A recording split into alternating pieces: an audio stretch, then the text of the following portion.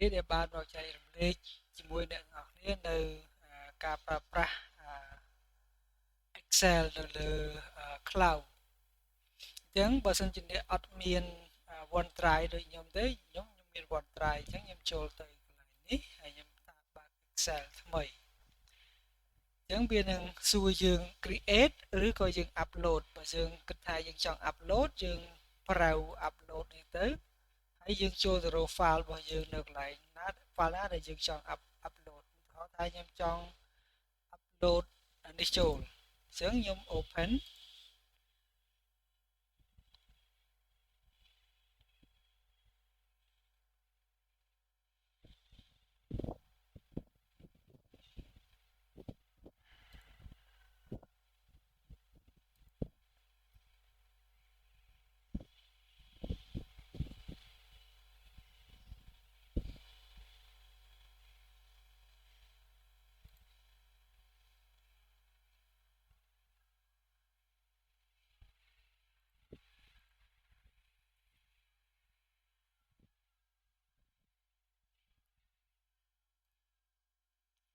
អ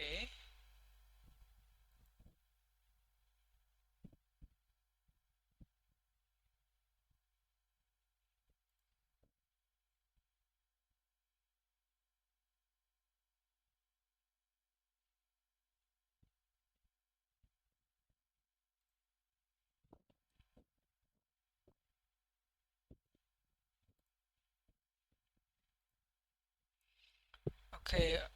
ដោយសារនៅកន្លែងនេះExcel អត់អនុញ្ញាតឲ្យយើងប្រើអឺ developer អញ្ចឹងយើងអាចប្រើបានទេកន្លែងនេះយើងលុបវាចោលទៅ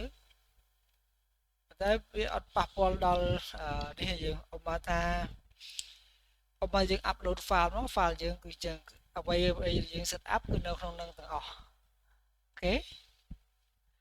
អញ្ចឹងអត់មានអីដែលយើងត្រូវអឺបារម្ភទេហ្នឹងហើយអានេះយើង upload អញ្ចឹងយើង close វាចោលទៅហើយយើងមកមើលក្នុងយើងអត់ទាន់ save ទេអញ្ចឹងយើងចុច Excel មួយសារទៀតពេលនោះវានឹងសួរយើង create អញ្ចឹងបើយើង create ថ្មីចាំមានន័យថាឲ្យ file របស់យើងមករៀងអញ្ចឹងអូខេអាហ្នឹងក្នុងករណីដែលយើងអត់ត្រូវការ upload file ប៉ុន្តែមុននឹង upload អ្នកត្រូវធានាថា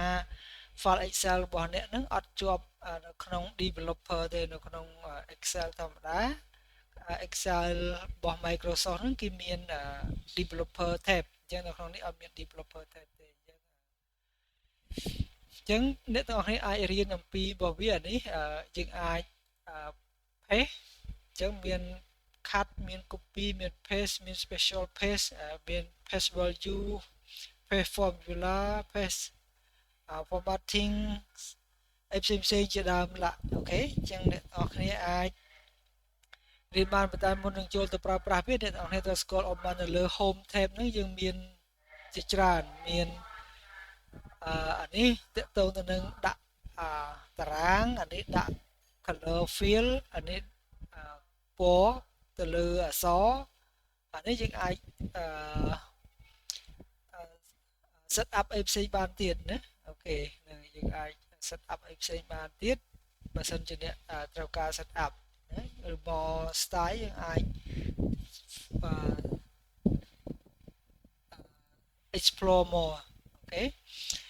អញ្ចឹងនៅកន្លែងនេះតកតូននឹង align អញ្ចឹងបើអ្នកចង់ដាក់មកខាងណាចុចវាជើងមកអ្នកនរគ្នាឃើញអានេះនៅខាងឆ្វេងអានេះនៅកណ្ដាលអានេះនៅខាងស្ដាំហើយអានេះនៅខាងលើអានេះនៅកណ្ដាលអានេះនៅខាងក្រោមអញ្ចឹងហើយអានេះ increase indent decrease indent ឧបមាថាយើងចង់ដាក់ចម្ងាយប្រមាណហើយប្រមាណអញ្ចឹងអ្នកនរគ្នាអាចប្រើប្រាស់វាបាននៅក្នុងហ្នឹងអូខេអានេះ wrap ឧបមាថាយើងមាន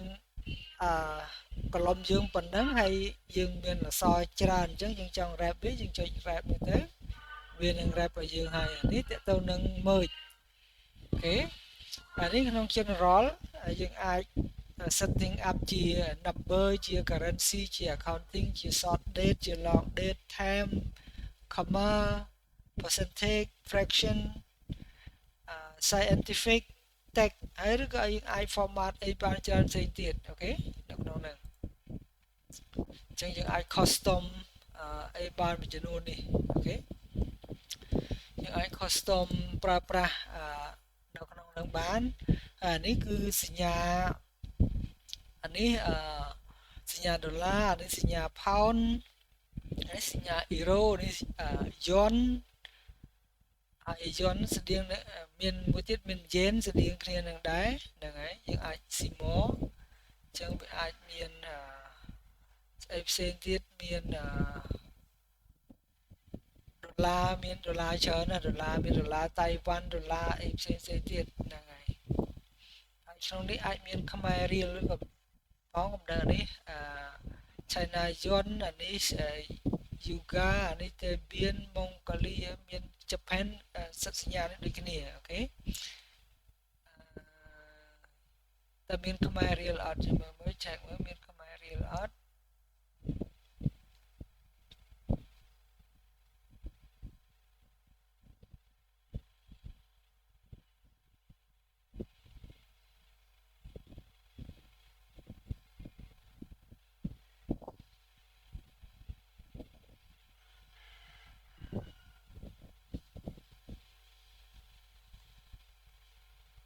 អូខេនៅនេះយើងអត់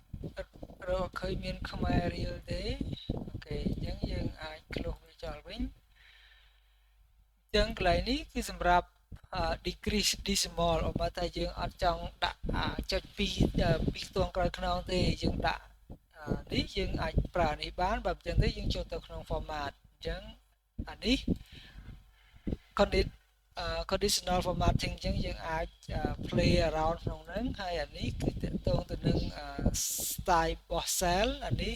តកតងនឹង create table បើនៅក្នុង Excel ធម្មតាយើងប្រើ Control T ប៉ុន្តែនៅក្នុងនេះយើងអាចប្រើ Control T បានទេហើយអានេះ insert row អានេះ insert អានេះ format អានេះ insert នេះ insert row អាច insert row insert column អីចឹងបានណានៅក្នុងនេះស្អីទៅការ insert ចុចលើវាមកតែនេះ sum អានេះ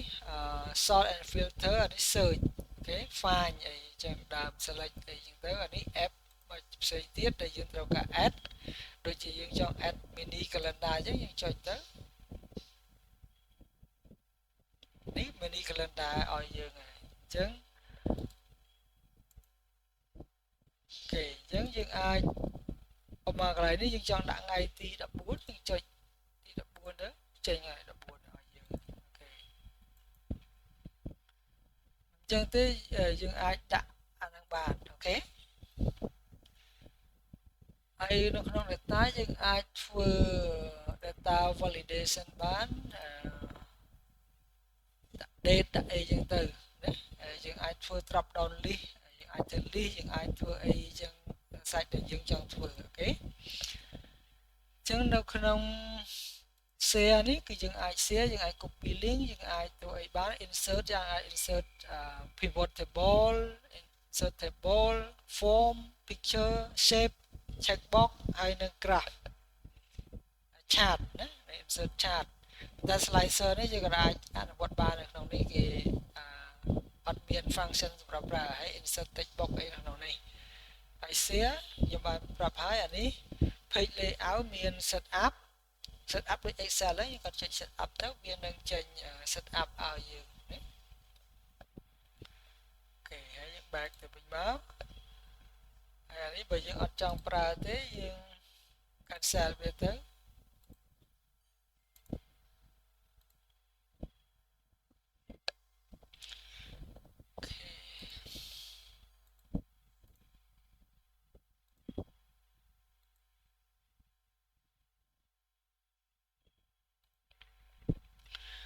ហើយនៅក្នុង formula នេះមានច្រើនអូខេនៅក្នុងមាន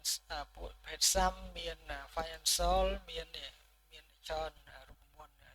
ខ្ញុំ ក៏អត់អាចប្រើអស់ដែរអត់ចេះអស់ដែរក្នុងនេះរូបមន្តមានច្រើនតើយើងរៀនផ្សេងគ្នាយើងចេះតែអ្វីដែលយើងអាចប្រើបាន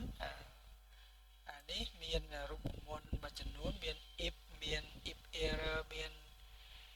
if a if s lambda lab make area អីជាច្រើនដែលយើងអាចប្រើបានបើយើងចេះប្រើវាហ្នឹងហើយមាន text ហើយយើងមាន day រូបមន្តទៅនឹង day ហើយអានេះមានរូបមន្តទៅនឹងផ្សេងទៀតដែលយើងអាចប្រើប្រាស់បាននៅក្នុងនេះសិតរូបមន្តហើយនៅក្នុង data យើងអាចធ្វើ data from picture refresh អានេះនៅពេលដែលយើងធ្វើ pivot table ហើយយើង add data យើងចង់ refresh data អីយើងអាច refresh វាដើម្បីនេះហើយយើងធ្វើ sort ពី A to Z ពី Z to A អីចឹងយើង custom filter data validation split text column plus field remove អី duplicate អីជាដើមអញ្ចឹងនេះយើងអាចមើលអីបានផ្សេងទៀតតើតើទៅនឹងយើងអាចធ្វើអីបានផ្សេងទៀតហ្នឹងហើយទៅនឹង review យើងមាន comment យើងមាន change history មាន spell មាន accessibility មាន protection មាន note អីជាដើមនៅក្នុងហ្នឹងហើយក្នុង view យើងមាននេះយើងអាចបន្ថយ100ឬក៏អីអាចទៅឡើងត្រឹមជាង100អីចឹងអាហ្នឹង zoom របស់វាអានេះ new window បើយើងចង់ទៅ new window ហើយនេះ freeze pan អានេះដូចមកយើងចង់ freeze អីមួយចឹងយើងអាច freeze បានក្នុងនេះ full screen យើងអាច navigate យើងអាច focus cell heading grid line formula bar អីជាដើមឡាអូខេនេះកន្លែង formula bar នេះបើយើង untick អានេះបាត់អញ្ចឹងបើយើងចូលមកកន្លែងនេះហើយយើង tick វាមកវិញអូខេបើយើងហើយ grid line នេះអា line នេះបើយើងអត់ចង់ទេយើងចុចទៅវាបាត់អស់ line យើងចង់ឲ្យវាត្រឡប់មកវិញដាក់មកវិញមកអូខេទៅមក help មានប៉ុណ្ណឹងហើយ draw វិញបើអ្នកចង់ draw អានេះ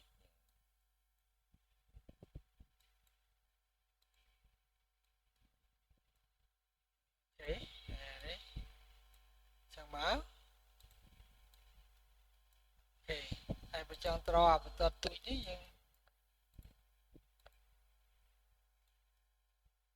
អូខេហ្នឹងយើងអាចចាប់ដៃបានអញ្ចឹងយើងអាច draw អានេះលុប